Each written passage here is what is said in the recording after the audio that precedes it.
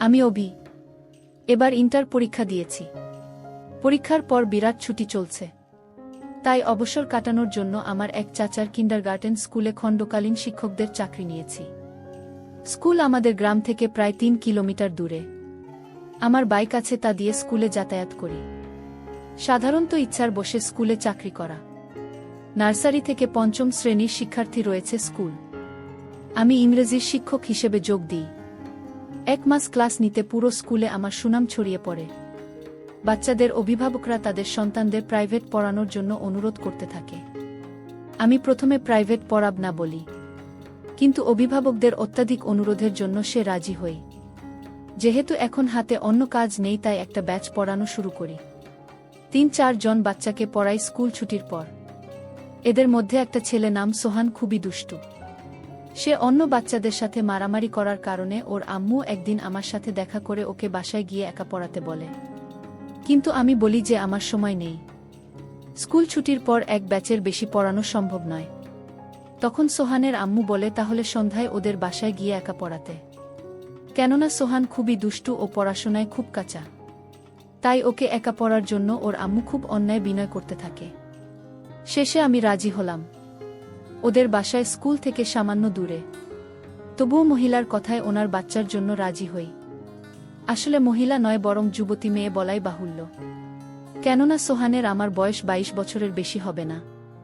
উনার নাম তানিয়া। তানিয়া একমাত্র ছেলে। সোহান ক্লাস 3-তে পড়ে। ওর স্বামী থাকলে ইতালি। দোতলা বাড়িতে ছেলেকে নিয়ে একাই থাকে। তো প্রতিদিন স্কুল টিউশনি শেষে বাসায় ফিরে দুপুর 2টায়। বাসায় এসে খাওয়া বিশ্রাম শেষে সন্ধ্যার দিকে বাইক নিয়ে তানিয়ার বাসায় যায় ছেলেকে পড়াতে। বলে রাখি যে তানিয়া ভালোই সচ্ছল। স্বামী ইতালি থাকায় ভালোই আছে। আমাকে ৫,০০০ টিউশনের জন্য দেবে বলে, সঙ্গে বাইকের তেলের খরচের জন্য এক্সট্রা টাকাও দেবে। এত অফার পেয়ে রাজি হয়ে যায়, তো নিয়মিত ওদের বাসায় গিয়ে ওর ছেলেকে পড়াতে লাগলাম। পড়ার মাঝে প্রতিদিনই স্ন্যাক্স, বিভিন্ন খাবার, ফল ইত্যাদি দেখার জন্য। মাঝে মাঝে রাতের খাবারও খেয়ে আসি ওদের বাসা থেকে। আমি লক্ষ্য করি আমার প্রতি তা নিয়ে একটা দুর্বলতা রয়েছে, কিন্তু সেটা ওকে বুঝতে দিলাম না। সে প্রায়ই আমাকে বিভিন্ন ইশারা ইঙ্গিতে আমার দৃষ্টি আকর্ষণের চেষ্টা করে। আমি দেখতে সুদর্শন, ফর্সা ও লম্বা, বয়স 20 বছর। যেহেতু তানিয়ার স্বামী বিদেশ, তাই সে একা এবং আমি স্মার্ট একটা ছেলে। তাই আমার প্রতি ওর আকর্ষিত হওয়াটা স্বাভাবিক। আমার বয়স 20 হলেও আমাকে দেখতে প্রায় 24 বছরের যুবক মনে হয়। কেননা মুখে খোঁচা খোঁচা দাড়ি ও আমার অভিব্যক্তিতে বড়দের মতো আচরণ ফুটে ওঠে। তাই তানিয়া আমার প্রতি আকর্ষণ ফিল করে। তানিয়ার ফিগার খুবই ভালো। দেখতে তামিল নায়িকা আনুশকা শেঠির মতো হুবহু। তানিয়া বাসাটি শার্ট, তপন জিন্স পরে থাকে। আমি নিয়মিত খেয়াল করি সে ডেলি টাইট ফিটিং তো বলে। আমি ইতস্তত ফেল করলেও সে আমার সামনে ঘুরঘুর করে। কিছুক্ষণ পরপর এটা ওটা খাবার, ছেলের খাতা কলম নিয়ে আসে। আর আমার দিকে লক্ষ্য রাখে যেন আমি ওর দিকে তাকাই। আমি সব বুঝতে পারলেও তা নিয়ে কিছু বুঝতে দিলাম না। এভাবে প্রায় 1 মাস চলে গেল। আমি স্কুলে চাকরি ছেড়ে দিলাম, কিন্তু তা নিয়ে ছেলেকে পড়াতে থাকলাম। এই 1 মাসে তানিয়ার সাথে আমার ভালো সখ্যতা গড়ে উঠেছে। বলা চলে অনেক ফ্রি হয়ে গেছি আমরা। তানিয়াকে আমি ভাবি বলে সম্বোধন করি। প্রতিদিনই ওর ছেলেকে হোমওয়ার্ক করতে দিয়ে ওর সাথে কথাবার্তা বলি। 1 ঘন্টার প্রাইভেটে 2-2.5 ঘন্টা থাকি ওদের বাসায়। বিভিন্ন বিষয় নিয়ে তানিয়ার সাথে কথাবার্তা বলি। একদিন আমার গার্লফ্রেন্ড সম্পর্কে জিজ্ঞেস করে সে। আমি বলি আমার কোনো গার্লফ্রেন্ড নেই। তানিয়া তা শুনে অবাক হয়ে যায়। বলে এমন হ্যান্ডসাম ছেলের গার্লফ্রেন্ড নেই? আমি হাসি। তানিয়া বলেন আমার বয়স যখন 15 তখন আমার বিয়ে হয়। কোনোদিন প্রেম করার সুযোগ পাইনি। আমি বলি সমস্যা কি, আপনার স্বামীর সাথে প্রেম করবেন? আমার স্বামী 2-2.5 বছর পর পর দেশে আসে, প্রেম করার সুযোগ নাই। হ্যাঁ, স্বামী প্রবাস থাকলে এটা একটা সমস্যা। হ্যাঁ যাক, বাদ দাও। দুঃখের কথা। তোমার কথা বলো, ভার্সিটিতে ভর্তি হয়েছ? জাহাঙ্গীরনগর বিশ্ববিদ্যালয়ে ভর্তি হলাম। ওয়াও, জাহাঙ্গীরনগর। সেখানের পরিবেশ খুব সুন্দর। হ্যাঁ, কিছুদিন পর ক্লাস শুরু হবে। ও আচ্ছা, সামনের শুক্রবারে কি তুমি ফ্রি আছো? হ্যাঁ, কেন? সোহান বলল কোরবানির ঈদের পর ঘুরতে যাবে কোথাও। গতকাল তো ঈদ গেল, এখন স্কুল ছুটি। তাই সে বায়না ধরেছে নন্দন পার্ক যাবে। আমি তো চিনি না, তাই তোমাকে সঙ্গে নিয়ে যেতে চাই, যদি তুমি ফ্রি থাকো। আর কি, নন্দন পার্ক তো আমাদের ভার্সিটি থেকে সামান্য দূরে। তাছাড়া আমি ফ্রি আছি। শুক্রবার কখন যাবেন বলেন? এই সকাল 10টার দিকে। দেখি আমি একটা হাই লাখ গাড়ি ভাড়া করব। তুমি সকালে চলে এসো, আমিও সোহান রেডি থাকব। ওকে। শুক্রবার সকালে তানিয়ার বাসায় যায়। গিয়ে দেখি সোহান বাড়ির সামনে গাড়িতে উঠে তার আম্মুকে ডাকছে আসার জন্য। আমি সোহান কেবলি পিচ্ছি, তোমার আম্মু কই? সে বলে রড ইট আছে। আমি বলি তুমি গাড়িতে গান শোন, আমি তোমার আম্মুকে নিয়ে আসি। আমি বাসায় ঢুকে দোতলায় তানিয়ার রুমে ঢুকে পড়ে একটা অ্যাম্ব্রোসের মুহূর্তের মধ্যে পুড়ে যায়। রুমে ঢুকেই দেখি তানিয়া শর্ট জিন্স পরে আয়নার সামনে দাঁড়িয়ে। এমন সময় আমি ঢুকে পড়ি, আসে আয়নায় আমায় দেখে ফেলে। অভি, আই অ্যাম সো ভাবি, আমি দরজায় নক করতে ভুলে গেছিলাম, কিছু মনে করবেন না। আমি বাইরে দাঁড়ালাম। আমি দ্রুত বাইরে চলে গেলাম। ভেতর থেকে তানিয়া ডাকল আমায়, অভি ভেতরে এসো, একটু প্রয়োজন। তানিয়ার কথায় ভেতরে ঢুকে দেখি একই অবস্থা। সে আয়নার সামনে দাঁড়িয়ে হুক লাগাতে পারছে না। সবই আমার হুক লাগাতে পারছে না। একটু কাজটা করে দেবেন প্লিজ। আমি চোখ বন্ধ করে কাজটা করতে চাই। না, চোখ খোলা রেখো। No problem. কাজটা করে দিয়ে আমি চলে যেতে লাগলাম। তানিয়া পেছন থেকে হাত ধরে বসল। চেয়ার থেকে একটু তক্তা দেবে অভি। আমি ওর পলাতক তাদের জন্য ঘুরেছি, দেখি সে আমার দিকে ঘুরে দাঁড়িয়েছে। কেমন লাগছে আমায় অভি? আমি কিছু বললাম না, শুধু কিনলাম।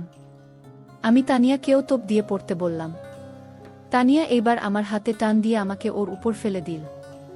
দুজন বিছানায় পড়ে গেলাম। আমি উঠে যেতে লাগলাম, কিন্তু তানিয়া আবার আমায় উপর ফেলে দিয়ে বলল, আমায় তোমার কেমন লাগে অভি? তানিয়া, এসব ঠিক না অভিয়া, লাভ ইউ বলেই তানিয়া আজব কাজ কারবার শুরু করে দিল। আমি এক সময় তানিয়াকে ছাড়িয়ে উঠে দাঁড়িয়ে বলি, তানিয়া প্লিজ, চাপে কেন অভি? আমি কি দেখতে খারাপ? আমি কি তোমার ভালোবাসা পেতে পারি না? প্লিজ। স্থানীয় আর মেয়েরা খেদ আট বলে আমি বাইরে চলে গেলাম। বাইরে গিয়ে আমি গাড়িতে উঠলাম। কিছুক্ষণ পরে তানিয়া গাড়িতে উঠল। আমি সামনের সিটে ও তানিয়া এবং সোহান পিছনের সিটে বসল। আমি ড্রাইভারকে বললাম গাড়ি ছাড়তে। গাড়ি চলতে লাগল। তা নিয়ে আর কোনো সারা শব্দ পেলাম না, দম মেরে বসে আছে। সোহান তবে গেম খেলছে। আমি সানগ্লাস চোখে দিয়ে গাড়ির লুকিং গ্লাস দিয়ে তানিয়ার দিকে তাকালাম। দেখলাম মন ভার করে বাইরের দিকে তাকিয়ে আছে। আমরা সকাল 10টায় নন্দন পার্কে পৌঁছালাম। গাড়ি থেকে নেমে গাড়ি পার্ক করতে বললাম ড্রাইভারকে। আমি 3 জনের জন্য 3টি টিকিট কেটে আনলাম। ঈদের ছুটিতে প্রচণ্ড ভিড়ের এখন। আমি সোহানের হাত ধরে লাইনে দাঁড়ালাম, তা নিয়ে আমার পিছনে। এতক্ষণ আমাদের মধ্যে কোনো কথাবার্তা হয়নি। অবশেষে নন্দন পার্কের ভেতরে ঢুকলাম আমরা। ভেতরে ঢুকে বিভিন্ন রাইড নিতে লাগলাম। ভিড়ের মধ্যে লাইনে দাঁড়িয়ে রায় নেওয়া খুবই কষ্টসাধ্য, তবুও প্রায় 10টায় নিলাম আমরা। সোহান দেখলাম খুব খুশি। তা নিয়ে মন ভার করে শুধু আমাদের সঙ্গ দিচ্ছে। দুপুর একটা ক্যান্টিন থেকে সামান্য খাওয়া দাওয়া করলাম আমরা। ঘুরতে ঘুরতেই বিকেল হয়ে এলো। এমন সময় সোহান বায়না ধরল ওয়াটার স্লাইডিং করবে ও পুলে গোসল করবে। তো কি আর করা, নেমে পড়লাম ওয়াটার কিংডমে। এক্সট্রা কোনো কাপড় না নেওয়ায় প্যান্ট পরে নেমে পড়লাম আমিও সোহান পুলে। সোহান ও রামুকে পুলে নামানোর জন্য পা ধরে টান মালায় তানিয়া আমার উপর এসে পড়ে। আমি ওকে ক্যাচ করে ফেলি ও সব বলি, কিন্তু সে কিছুই বলে না। আমি সোহানকে নিয়ে পুল এ খেলা করতে থাকি। আমি সোহানকে নিয়ে স্লাইড দিনের জন্য টিউব দিয়ে উপরে যাই। এমন সময় দেখি নিচে কয়েকজন বখাটে ছেলে তানিয়াকে ঘিরে আছে, নিয়ে আজেবাজে কথা বলছে, যেমন একা নাকি আমরা আছি, কি মানে ইত্যাদি। এসব দেখে সোহানকে বলি, তুমি এখানে দাঁড়াও, আমি আসছি। আমি সোজা তানিয়ার কাছে চলে যাই এবং গিয়ে ওকে আড়াল করে দাঁড়িয়ে এক বখাটে মুখে মারি খুশি। এই দেখে বাকি 4-5 জন আমাকে ঘিরে ধরে এবং আমাকে এলোপাথারি মারতে থাকে। তা দেখে তানিয়া চিৎকার করলে সিকিউরিটি গার্ডরা এসে আমাকে উদ্ধার করে। সিকিউরিটি গার্ড বলে যে কি হয়েছে। আমি বলি যে এই বখাটেরা আমার ওয়াইফকে হ্যারাসমেন্ট করছিল, তাই ওদের বাধা দেওয়ায় আমার উপর আক্রমণ করে। তানিয়াকে আমার ওয়াইফ বলায় সে চমকে ওঠে। অতঃপর সিকিউরিটি গার্ডরা বখাটেদের নিয়ে যায়, আর আমিও সোহান ও তানিয়াকে নিয়ে বের হয়ে আসি। খুব ব্যথা লাগছে। ক্লিনিকে চলে যাই। আমি বললাম, আরে না, কিছু হয়নি আমার। এ সময় পার্ক কমিটির কিছু লোক আমাদের সামনে এসে বলে যে আপনারা চাইলে ওই বখাটেদের বিরুদ্ধে অভিযোগ করতে পারেন এবং আমরা ওদের নামে থানায় মামলা করব। আমি বললাম, থাক, এত ঝামেলার দরকার নেই বলে আমরা চলে এলাম, গাড়িতে উঠে রওনা দিলাম বাড়ির উদ্দেশ্যে। সন্ধ্যা হয়ে এসেছে, আবার আকাশ কালো হয়ে বজ্রপাত হচ্ছে। মনে হল ঝড় হবে, মাঝপথে বিশাল বৃষ্টি শুরু হল। বাসায় পৌঁছলাম ততক্ষণে রাত 8টা বাজে। গাড়ি থেকে নেমে সোহানকে কোলে নিয়ে ওদের বাড়িতে ঢুকলাম। পুলে গোসল করে ও এখন বৃষ্টিতে সবাই পুর অভিযান। সোহানকে নামাতেই দেখি গাড়িওয়ালা গাড়ি নিয়ে চলে গেল। আমি পেছন থেকে ডাকলাম, ওই থাম, আমি বাসায় যাব কিভাবে? তানিয়া তখন বলল, বাইরে খুব ঝড়ো, রাত অনেক হয়েছে, আজ রাতে এখানে থেকে যাও, তাছাড়া এমন সময় এত দূরে যেতেও পারবে না। আমি বললাম, না, থাকা সম্ভব না বলে ফোন খুঁজতে লাগলাম। ও সে প্যান্টের পকেটে ফোনটা ছিল, খেয়ালই করেনি, পানিতে ভিজে নষ্ট হয়ে গেল। অগত্যা তানিয়াদের বাসায় আজ রাত থাকতে হবে। তানিয়া আমাকে দোতলায় একটা রুম দেখিয়ে বলল, এই রুমে থাকি তুমি, আগে বাথরুমে গিয়ে গোসল করে আসো, কাপড় তো পুরো ভিজা। বলব কি তুমি বাথরুমে যাও, আমি ব্যবস্থা করছি। আমি গোসল সেরে বাইরে এসে দেখি একটা তোয়ালে আর তা নিয়ে একটি শার্ট রাখা বিছানায়। কি আর করাটি শার্ট পরে তোয়ালে লুঙ্গির মতো পরলাম। খিদে পেয়েছে খুব, মারামারি করায় মাথায় সামান্য ব্যথা করছে। দেখলাম তানিয়া হাতে করে খাবার নিয়ে এসেছে। বলল, বাসায় রান্না করা কিছু ছিল না, তাই এই ডিম পুজি করলাম, কিছু মনে করো না। আমি বললাম, কোনো সমস্যা না। আপনি খেয়েছেন? তানিয়া খেয়েছি বলে বাইরে গেল। আমি খাওয়া শেষ করলাম। এমন সময় তানিয়া ফার্স্ট এইড বক্স নিয়ে এল, আমাকে বলল, অভি দেখি সামান্য মলম লাগিয়ে দিই। বলে সে আমার ঘাড়ে ও হাতে মলম লাগিয়ে দিল। আমাকে বিছানায় শুয়ে পড়তে বলল। আমি বিছানায় শুয়ে পড়লাম। সোহান ঘুমিয়ে পড়েছে। তানিয়া বলল, কিছু মনে না করলে তোমার মাথায় ম্যাসাজ করে দিই। আমি ঘাড় নাড়লাম। তানিয়া আমার ঘাড় ম্যাসাজ করতে লাগল। রবি সকালের ঘটনার জন্য সরি। আমি চুপ রইলাম। মনে কিছু নিয়ে না অভি, আমি একাকী থাকতে থাকতে অসহ্য যন্ত্রণায় ভুগছিলাম, তাই তোমাকে দেখে নিজেকে কন্ট্রোল করতে পারিনি। সর্দি, ইটস ওকে। আমিও তোমাকে সবার সামনে আমার ওয়াইফ বলে ফেলেছি। I am so.